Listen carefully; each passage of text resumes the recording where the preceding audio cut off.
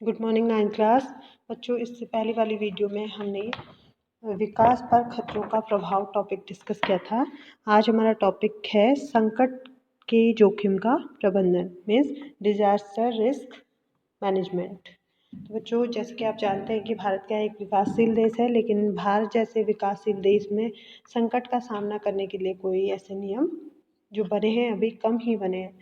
फिर भी एक परिस्थिति के रूप में संकट जो है जोखिम का संबंध क्रिया के रूप में इसे प्रबंधन से जोड़ना आसान है।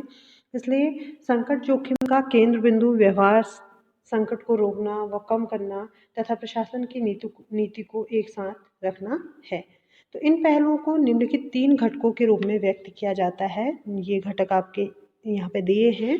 3 घटकों के रूप में इनको व्यक्त किया जाता है। पहला है आपका जोखिम का पता लगाना और इसका मूल्यांकन करना, means risk identification and assessment. Second है आपका जोखिम को कम करना, रिस्क रिडक्शन। थर्ड है आपका जोखिम का स्थानांतरण, रिस्क ट्रांसफर।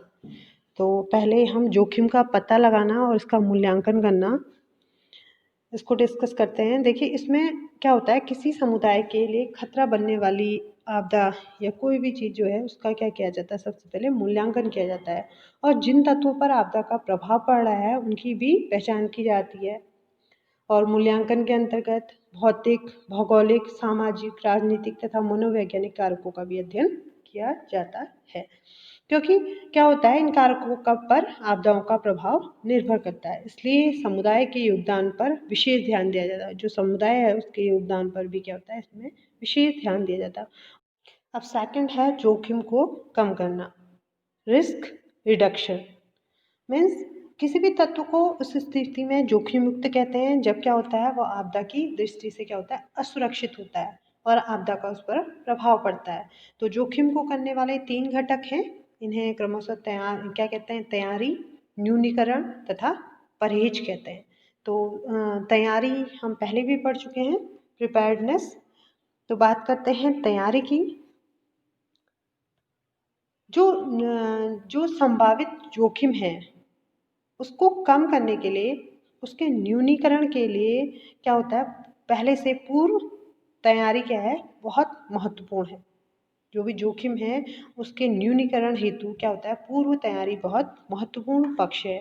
इसके अंतर्गत हमें जोखिम के विषय में जन जागरूकता व शिक्षा का प्रसार कर, चेतावनी प्रणाली का विकास कर, जोखिम के समय संभावित रणनीतियों का निर्माण कर सकते हैं। मतलब इसके अंतर्गत हम ये कर सकते हैं कि हम पहले से तैयारी क्या कर सकते हैं, हम उस जोखिम के विषय में क्या कर सकते हैं, जन जागरूकता कर सकते हैं, शिक्षा के माध्यम से प्रसार कर सकते हैं और चेतावनियाँ दे सकते हैं। और जोखिम के समय क्या होता है, संभावित रणनीतियों का निर्माण कर सकते हैं और सहायता हेतु संसाधनों का प्रबंधन कर सकते हैं। सहायता की रिहर्सल प्रमुख है। तो ये सब हम तैयारी पहले से कर सकते हैं। अब इसका सेकंड है न्यूनीकरण अथवा कम करना। इसमें क्या होता है, प्राकृतिक आपदाओं के प्रभाव को कम करने, पर्यावरणीय प्रदूषण को रोकने तथा तकनीकी आपदाओं से बचने के लिए संरचनात्मक तथा असंरचनात्मक उपायों को सम्मिलित किया जाता है। अब आप क्या समझ रहे हैं संरचनात्मक और असंरचनात्मक उपायों से, तो इनको डिस्कस करते हैं। क्या है संरचनात्मक न्यूनीकरण? संरचनात्मक न्यूनीकरण के अंतर्गत क्या है, इंजीनियरीकृत संरचनाएं, मीन्स भौतिक निर्माण के समय इंजीनियरीकृत संरचनाओं की सहायता से आपदा अवरोधक संरचनाओं का निर्माण किया जा सकता है। और इसमें किनका योगदान आवश्यक है, इसमें आपका वास्तुकार, आर्किटेक्ट, अभियंता, इंजीनियर तथा राजमिस्त्री का योगदान होता है, आवश्यक होगा। इस कार्य में क्या होता है, हमें कुछ बातें होती हैं जो उनका विशेष ध्यान रखना होता है। उसमें पहला है कि भवन को सुरक्षित स्थान पर स्थापित करना है। क्या करना है, जिससे कि कम हो आपदाएं जो हों, उनके प्रभाव उसमें कम हो। तो उसके लिए क्या करना होगा, भवन को सुरक्षित स्थान पर स्थापित करना होगा। संरचना तथा रूपरेखा पर आधारित भवनों का निर्माण संकट का अधिक मजबूती से मुकाबला कर सकता है। अगर उसकी संरचना और रूपरेखा बनी है उसके आधार पर ही भवन का निर्माण बना है हुआ है, तो संकट का जो अधिक वो क्या करेगा, वो मकान क्या करेगा, वो भवन क्या करेगा, जब संकट आएगा तो उसका अधिक मजबूती से मुकाबला कर सकता है। तो ये क्या थे आपके 2 पॉइंट थे। इसके आगे हम और पॉइंट्स को भी डिस्कस करते हैं। नेक्स्ट है आपका भवन निर्माण के समय दिशा ज्ञान महत्वपूर्ण पक्ष है। अब जब हम भवन का निर्माण करते हैं तो उस समय दिशा ज्ञान क्या है, एक महत्वपूर्ण पक्ष है। इसमें न केवल धूप हवा अधिक मिलती है बल्कि संकट प्रतिरोधक भवन निर्माण में भी सहायता मिलती है। तो दिशाओं का ज्ञान भी क्या है, महत्वपूर्ण पक्ष है। आप देखते होंगे मकान बनाते समय इन सब चीज़ों का ध्यान दिया जाता है।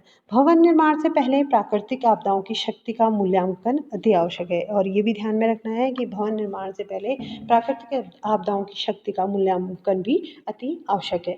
भवन निर्माण के लिए स्थानीय रूप से उपलब्ध सामग्री प्रयोग करने से निर्माण लागत कम हो जाती है तथा सामग्री की उपलब्धता भी आसान रहती है। देखिए, जब हम कभी मकान बनाते हैं या मकान बनाएंगे तो उसमें क्या होता है, जो क्या रहता है, स्थानीय रूप से उपलब्ध जो चीज़ें हैं, अगर सामग्री है जो मकान बनाने में लगती है, अगर हम उनका प्रयोग करते हैं तो उसमें क्या होता है, लागत प्रयोग करने से जो हमारे मकान बनाने में लागत लगती है वो भी कम होती है तथा सामग्री की उपलब्धता, जो हमें मकान बनाने के लिए जो सामग्री चाहिए होती है वो भी क्या होती है, आसानी से मिल जाती है।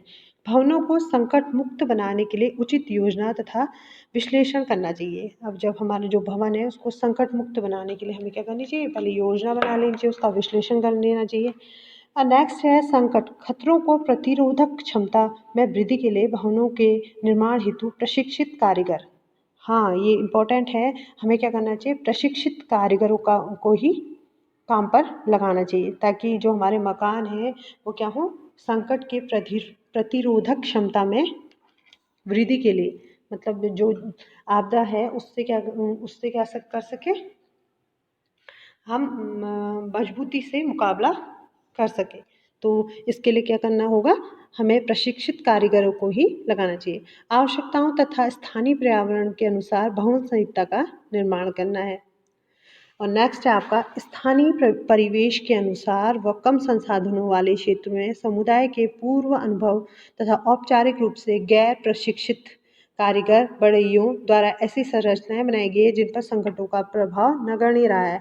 ऐसी विधाओं को संरक्षण प्रदान करना तथा औपचारिक प्रशिक्षण देकर परंपराओं को जारी रखने का प्रयास किया जाना चाहिए, ये भी जरूरी है। ठीक है, ये भी हमें करना चाहिए। तो अब नेक्स्ट है आपका गैर संरचनात्मक न्यूनीकरण। इसके अंतर्गत क्या होता है, गैर नियोजित सहकारी शहरीकरण को नियंत्रण करने हेतु कड़े प्राविधान किए जाने चाहिए। जो गैर नियोजित शहरीकरण है उसको नियंत्रित करने के लिए क्या करने चाहिए, कड़े प्राविधान किए जाने चाहिए। आपदा संभावित क्षेत्रों में मानवीय गतिविधियों को नियंत्रित किया जाना चाहिए। जो मानव के द्वारा जो भी गतिविधियाँ होती हैं उनको क्या करना चाहिए, नियंत्रित करना चाहिए।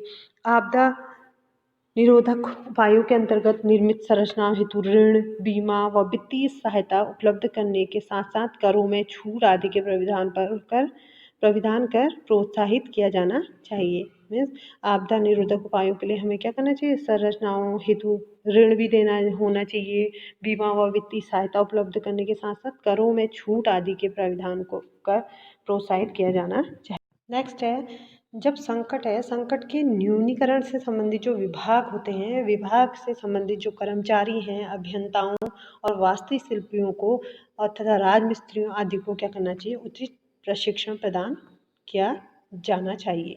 नेक्स्ट है आपका जो जनसाधारण है, जनसाधारण को प्राकृतिक आपदाओं व जोखिम जो है उसके संबंध में न्यूनीकरण के उपायों से परिचित कराया जाए। ठीक है, जो जनसाधारण जो आम लोग हैं उनको भी क्या है, प्राकृतिक आपदाओं और जोखिम के संबंध में न्यूनीकरण उसको कैसे कम किया जा सकता है उसके उपायों से परिचित कराया जाना चाहिए। उसके बाद लास्ट है आपका सामुदायिक सहभागिता की तैयारी हेतु प्रोत्साहित किया जाना चाहिए कि किस तरीके से सामुदायिक सहभागिता से हम क्या करेंगे, इस आपदा से, इस जोखिम से क्या कर सकते हैं, निपट सकते हैं। तो सामुदायिक सहभागिता की तैयारी हेतु भी क्या करना चाहिए, इनकरेज करना चाहिए, प्रोत्साहित किया जाना चाहिए। अब नेक्स्ट है आपका परहेज। किसके अंदर पढ़ रहे हैं हम? जोखिम को कम करना के अंदर। ये 3 आपके क्या थे, इसके घटक थे। इनमें तैयारी हम पढ़ चुके हैं, न्यूनीकरण अथवा कम करना इसको पढ़ चुके हैं। अब इसका जो थर्ड है वो है आपका परहेज। परहेज को हम डिस्कस कर रहे हैं। परहेज क्या है? प्राकृतिक संकटों की तुलना में मानवीकृत संकटों पर अधिक लागू होता है। जो मानवीकृत संकट हैं, संकटों पर अधिक लागू होता है। देखिए अब क्या हो रहा है, आधुनिक प्रौद्योगिकी बड़ी तेजी से क्या कर रही है, उन्नति कर रही है, लेकिन प्रौद्योगिकी के प्रयोग द्वारा परहेज अथवा रोकथाम करने में बड़ी सहायता मिल सकती है। ठीक है, उसके परहेज और रोकथाम करने में भी क्या हो सकता है, बड़ी सहायता मिल सकती है। संकट के आने से पहले क्या है, सरकारी विभाग अथवा नगर पालिका न्यूनीकरण की संभावना का अध्ययन करके संकट को काफ़ी कम कर सकते हैं। कौन कौन? संकट के आने से पहले जो भी सरकारी विभाग हैं अथवा नगर पालिका क्या कर सकते हैं, न्यूनीकरण की संभावनाओं का अध्ययन करके संकट को क्या कर सकती है, काफ़ी कम कर सकते हैं। अब फॉर एग्जांपल अगर हम बात करें, एक बाढ़ को रोक सकता है। जो एक बांध होता है, एक डैम होता है, वो क्या कर सकता है, बाढ़ को रोक सकता है। परंतु अगर गलत स्थान पर बनाया गया बांध किसी बड़ी बाढ़ का कारण भी बन सकता है। आप समझ रहे हैं ना कि जहाँ बाढ़ को रोक सकता है, लेकिन अगर वो गलत स्थान पर बन गया तो वो क्या कर सकता है, किसी बड़ी बाढ़ का कारण भी बन सकता है। इसलिए उचित ध्यान रखना चाहिए इन चीज़ों का। साथ ही क्या करना है, उचित ध्यान रखने से जंगल को आग से बचाया जा सकता है। हमें क्या करना है, जंगलों का भी उनका उचित ध्यान रखें। हम जंगलों को आग से बचा सकते हैं। भवनों के निर्माण में उचित संहिता लागू करके भवनों को भूकंप के विनाश से बचाया जा सकता है। और बचाव के उपायों में उचित सूचना प्रणाली चाहिए, जिससे क्या होगा, सूचनाओं को लोगों तक पहुँचाया जा सके। इसके अतिरिक्त संकट से निपटने के लिए सुबह के समुदायों में सामाजिक आर्थिक विकास के लिए वैज्ञानिक एवं तकनीकी तथा वित्तीय क्षमता बढ़ाना भी जरूरी है। तो बच्चों आप समझ रहे हैं कि हमें क्या क्या करना है, ध्यान देना है, चीज़ों को बचाना है, हमें परहेज करना है और सूचनाओं को लोगों तक पहुंचाना है ताकि वे क्या कर सकें, परहेज कर सकें।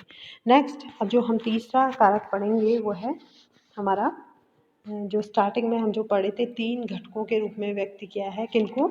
संकट जोखिम का केंद्र बिंदु, व्यवहार, संकट को रोकना व कम करना तथा प्रशासन नीति को एक साथ रखना है। और इन पहलुओं को निम्नलिखित 3 घटकों के रूप में व्यक्त किया गया। तो उन 3 घटकों में हमने जोखिम का पता लगाना और उसका मूल्यांकन करना, उसको डिस्कस कर लिया। उसके बाद हमने जोखिम को कम करना, उसके अंदर हमने तैयारी, न्यूनीकरण अथवा कम करना, और हमने क्या पढ़ा, परहेज सेकंड वाले के अंदर। अब हम थर्ड जो हमारा क्या है घटक है वो है जोखिम का स्थानांतरण, रिस्क ट्रांसफर।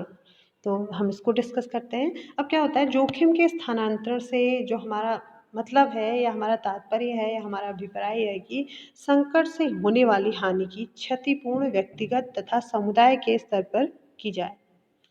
जो संकट से होने वाली हानि की क्षतिपूर्ण व्यक्तिगत तथा समुदाय के स्तर पर की जाए। मीन्स अंतर्राष्ट्रीय एकरूपता एक नई संकल्पना है जिसके अनुसार विश्व को अमीर तथा गरीब देशों में नहीं बांटा जा सकता। और विकासशील देश प्रौद्योगिकी के स्थानांतरण द्वारा संसाधनों तक एक जैसी पहुंच पर जोर देते हैं। मीन्स जो संसाधन हैं उस क्या हो, सभी की पहुंच उन पर एक जैसी हो, उस पर वो जोर देते हैं। स्थानीय तथा राष्ट्रीय स्तर पर जोखिम के स्थानांतरण का नियम लागू किया जाना चाहिए, चाहे वो स्थानीय हो चाहे राष्ट्रीय स्तर, दोनों पर क्या होना चाहिए, जोखिम के स्थानांतरण पर नियम लागू किया जा सकता है। और जोखिम स्थानांतरण नीति के अंतर्गत राहत तथा सहायता की को स्थानीय, राष्ट्रीय तथा अंतर्राष्ट्रीय स्तर पर प्रभावित क्षेत्रों तक पहुंचाया जाता है। जब जो क्या होता है, जो जोखिम स्थानांतरण नीति के अंतर्गत क्या होता है, जो राहत तथा सहायता की को जो राहत और सहायता जो लोगों तक पहुंचाई जाती है वो स्थानीय, राष्ट्रीय तथा अंतर्राष्ट्रीय स्तर पर प्रभावित क्षेत्रों तक पहुंचाया जाता है। तो बच्चों आप समझ रहे होंगे कि किस तरीके से जोखिम का स्थानांतरण किया जाता है, रिस्क ट्रांसफ़र। जोखिम स्थानांतरण के मुख्य उदाहरण घरों, उपकरणों, साज सज्जा, फसलों आदि का बीमा तथा समुदाय द्वारा एकत्रित आपातकालीन धनराशि है। उदाहरण जो है इसके, जिसे आवश्यकता पड़ने पर क्या किया जा सकता है, इस्तेमाल किया जा सकता है, प्रयोग किया जा सकता है। इस दृष्टि से क्या होता है, विकसित देश विकासशील देशों से बिल्कुल भिन्न है। विकसित देशों में क्या होता है, निजी बीमा बहुत लोकप्रिय है जो विकसित देश हैं, और संकट के बाद पुनर्निर्माण के लिए धन जुटाने में निजी बीमा कंपनियां महत्वपूर्ण भूमिका निभाती हैं, जो निजी बीमा कंपनियां होती हैं।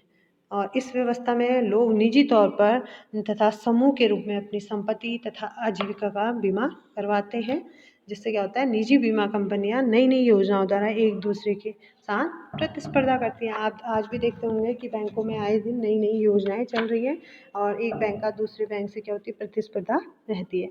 तो भारत में इस प्रकार की संकल्पना अभी अपनी प्रारंभिक दशा में है। हम ये भी समझ रहे हैं कि जो भारत है वहाँ पर इस तरीके की संकल्पना क्या है, अभी अभी अपने प्रारंभिक दशा में है। तो बच्चों, आज हमने डिस्कस किया संकट के जोखिम का प्रबंधन, डिजास्टर रिस्क मैनेजमेंट। तो आज के लिए बच्चों इतना ही। अगली वीडियो में हम अगला टॉपिक डिस्कस करेंगे। Thank you so much. Have a nice day.